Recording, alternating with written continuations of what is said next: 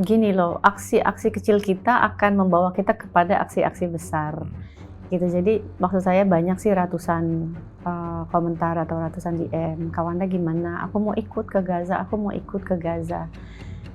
Tapi maksud saya kamu mau ikut ke Gaza, tapi kamu nggak pernah ikut aksi di kota kamu, gitu. Jadi mulai lakukan hal kecil, kan di mana-mana gitu ya, one small step will lead you to big thing, big step, gitu. Jadi nggak bisa tiba-tiba, "Oh ya saya mau ke Gaza besok," gitu.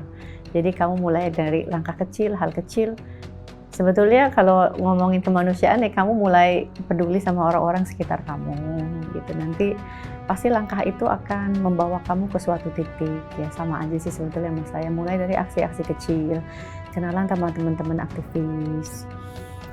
Kemudian juga kemarin udah mencari, saya juga sebelum Global Smooth Flotilla, kalau ngikutin berita saya juga pergi ke Global March of Gaza sebelum ini.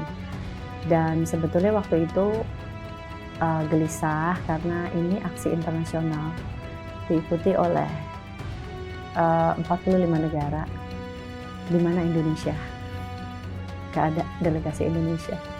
Dan pada saat itu kami harus mengekor delegasi Malaysia karena mereka lebih konkret, lebih terorganisir dalam melakukan pembelaan terhadap Palestina dalam menghentikan genosida, gitu. Jadi saya isi form, saya kontak teman-teman delegasi Malaysia, boleh nggak saya ikut untuk, akhirnya kami, waktu itu saya bersama Zaskia dan teman-teman 10 orang Indonesia berangkat dengan form dari Malaysia sebagai delegasi Malaysia.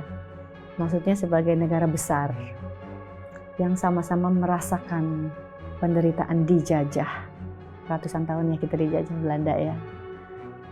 Kita punya kesamaan nasib dengan Palestina dan Palestina membantu kemerdekaan kita. Sebetulnya mestinya kita negara yang harusnya berada di garda terdepan dalam membebaskan suatu negara lain yang dalam penjajahan.